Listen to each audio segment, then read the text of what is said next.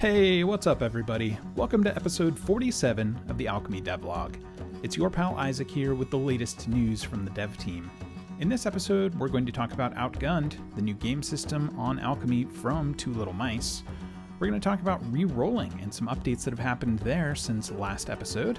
And we're going to talk about copying asset embed codes from your universes.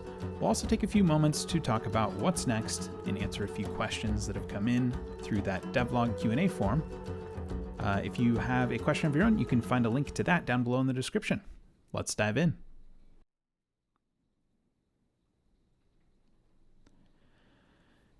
Okay, first up, Outgunned. Outgunned is a cinematic action RPG inspired by your favorite action and heist movies. It's a pretty cool system with some unique dice mechanics. So let's dive in and take a quick look at that. Let's go ahead and throw a player in here. We'll throw my test account in and we'll create a pre-made character. We'll go with Victor Sheng, the Sleuth. I'm not going to dive too deeply into the details of how Outgunned works and how we implement it on Alchemy because Dan did a stream earlier today as I'm recording with a ton of details about everything Outgunned. So I'm just going to refer you to that. It's either going to be a VOD on our Twitch or we'll have it on YouTube. And we'll have a thing somewhere up here that'll point you to it. So here is the sheet. We've got all of these good things. You've got character features. You've got your standard equipment tab. You've got everything you need for your car, and then your mechanics like your trackers and your actions and your tactical stuff for moving your character around in tactical mode. But I think one of the most exciting parts of this for us is the reroll mechanic that we built out specifically for this game, but is now a global part of everything on Alchemy. Let me show you how that works. I'm going to make an awareness roll, and I'm going to roll it straight up, not mixing in any other dice. And in this game, you end up with a pool of 5 dice, and you count successes based on how many matching faces you get. But there's a unique reroll mechanic for this where you can keep certain dice and drop the others. So if you watched last episode or have played around with Alchemy in the last 2 weeks, we had this reroll feature started then, but we hadn't really fully fleshed it out yet until we got Outgunned out on the store. So the way it works is you select the dice you want to reroll, and then you click the reroll button. And the big change since last time is that that reroll happens within the same card. Those dice are just rerolled, and the new successes are calculated. So I guess technically now Alchemy supports Yahtzee too. If you wanted to play Yahtzee, you could build a D6 dice pool of Yahtzee and just keep selecting and re-rolling things until you get yourself a Yahtzee, which is also a great thing to have in Outgunned. That's a jackpot if you manage to get it. I won't bore you by attempting to get one now, but you get the idea. Oh boy, maybe it won't be so boring. We're almost there. All right, we'll leave it there. So we rolled out Outgunned, and we implemented this reroll mechanic across the board. You can do this in any system to reroll any die in any type of roll. So if we go out and check out one of the other, oh, there we go, jackpot. I ended up doing it anyway while I was talking. If we go out of here and go to any of our other things, we'll just jump into a vampire game because I've got that handy. And we want to re-roll anything from a previous roll in this game, or let's just do a new strength test here with manipulation. We'll give that a target of 1. And then if we, for some reason, in Vampire wanted to re-roll some certain dice in here, we could do that just as well as we can in Outgunned. The same with D&D. Let's see if I can pull up a D&D game here. Devlog 46 D&D. I think I was testing this one with some rolls. You can reroll dice here. You can reroll dice in attack actions. So if we wanted to reroll our damage for some reason, we can do that. It's all in card now and gives that really slick kind of feel.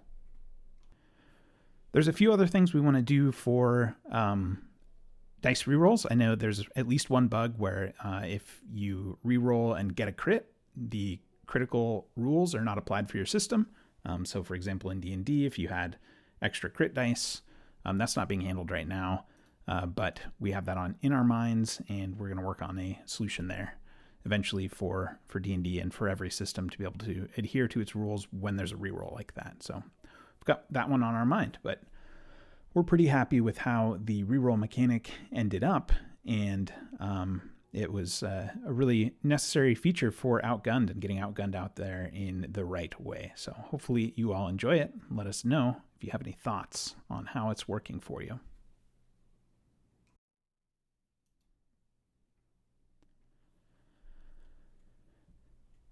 Next up, let's take a look at copying embed codes for assets in universes. So this is just a quick little shortcut now from your content universes. So I'm going to jump into a test universe here. I'll go to the Devlog Q&A universe. This is where I put all of the Q&A articles.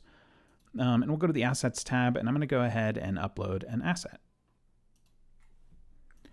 Grab that one, upload it to our universe. Wait, and then now that our asset is in the universe, I can just right click on it and click copy embed code. And you've seen this on many other universe objects. What that's going to do is copy the markdown to embed this image in this asset in an article. So if I jump over to, for example, this week's Devlog Q&A article, and I want to paste that into the bottom of it, I can just paste like that. And we've got the image all ready to rock. Small quality of life thing, but it saves us, and it'll probably save you a whole lot of time.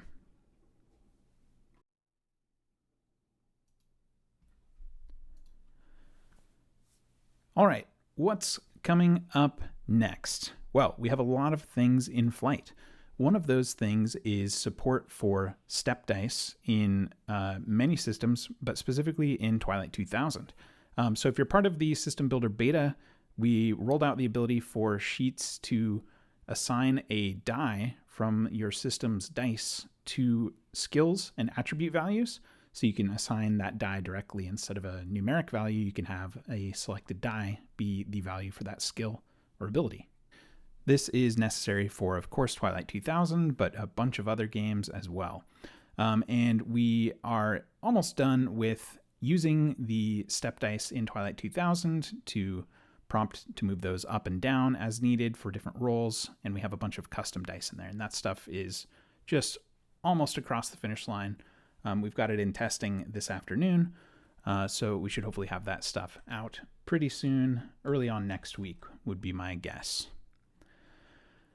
Beyond that, we've got a custom skill panel and prompts. Oh, I mentioned the prompts already, but we've got a custom skill panel for Twilight 2000 in the works, also coming out next week.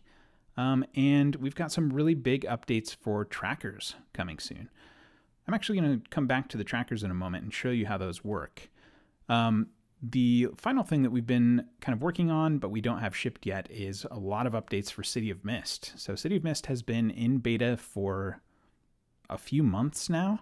But there were some parts of it that you just couldn't really play in the beta. And so we've been working through that list, both internally as a team, and we've been working with the creator of City of Mist on all those items to make sure that we're in alignment on all those things and building the right stuff for you all to use in that game. And we pretty much have the remaining list all finalized and ready to go. And we're making some progress on that now. So City of Mist is moving along.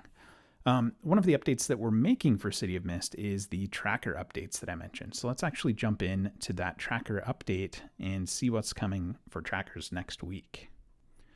Let's jump into a different game to take a look at how that works.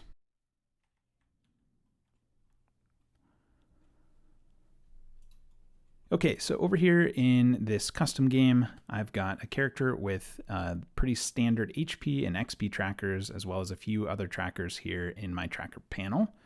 And what's coming next week is the ability to choose which trackers show up as your player bar trackers and which trackers are tracker panel trackers. Right now, you kind of have to have HP and XP, or not necessarily HP and XP, but you have to have a first and a second tracker here.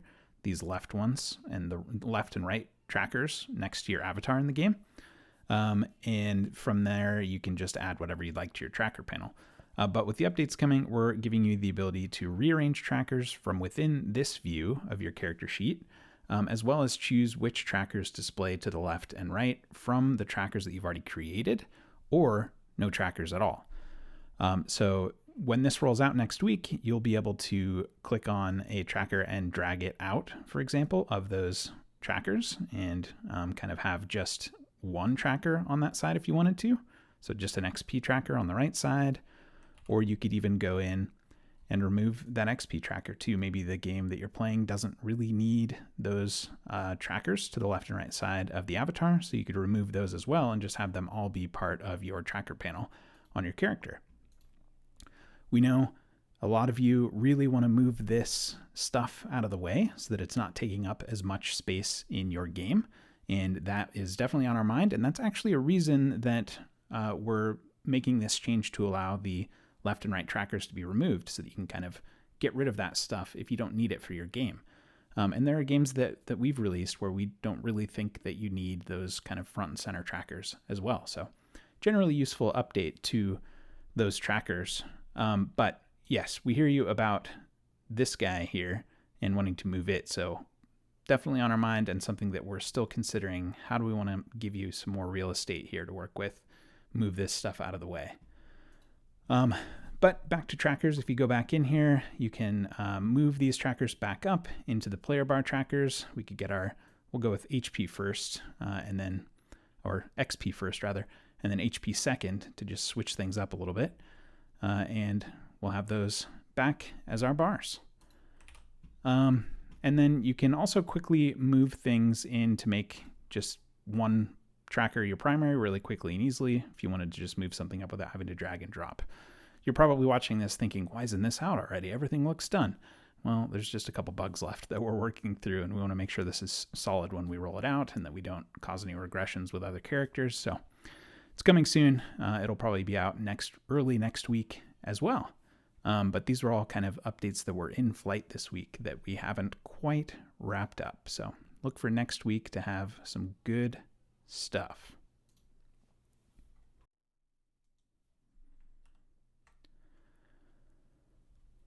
All right, let's jump in to the Q&A for this week. We're in Devlog 47. Private GM roles on the fly. Hello, I would like to have the option to make private GM roles on the fly, not all of them every time I roll, like if I configure that in the game settings, but just from time to time when I need 1 or 2 private roles that my players won't see. Is that possible somehow? Thanks. Grazed. So that's not currently possible, but we were actually just talking about this as a team last week about needing to support this. The game level private roles feature has been kind of hit or miss, a little bit broken for a while. We've been meaning to revisit that and get that working correctly. And we also realized the need for one-off private roles without having to jump in and change that setting. And then jump out, make the roll, and then go back and revert that setting and jump back into the game. It's just kind of a lot of jumping around to do a quick private roll. So one idea that we have is adding a right-click function to most things in the game where you could just, for example, right-click on an action and choose roll privately, and it will roll that privately into the journal so that only you see it.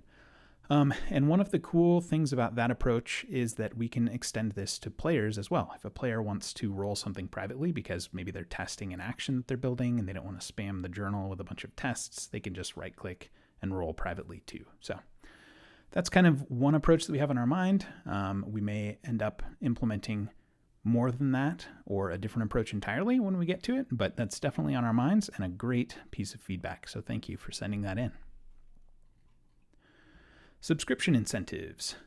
Hi again, it's Grast again. I'm going to subscribe to Alchemy, but it will be more to support you in your awesome work than from what I'm going to get, as I'm only running 2 games, so I don't really need the unlimited feature.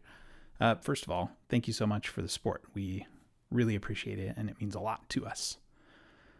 Maybe you could include some subscriber perks as an incentive to get more people to subscribe, like discounts on the marketplace when we buy books and modules, or special features only available to subscribers? Thanks. So yeah, love those ideas. And we've actually been talking a lot about our subscription and rolling out some changes to it. Well, new features to it, not necessarily changes to it. Maybe new subscription tiers, maybe new perks to your existing subscription. We're definitely kicking around some ideas, and we want to bring this out there. So again, appreciate the support, and thank you for the question.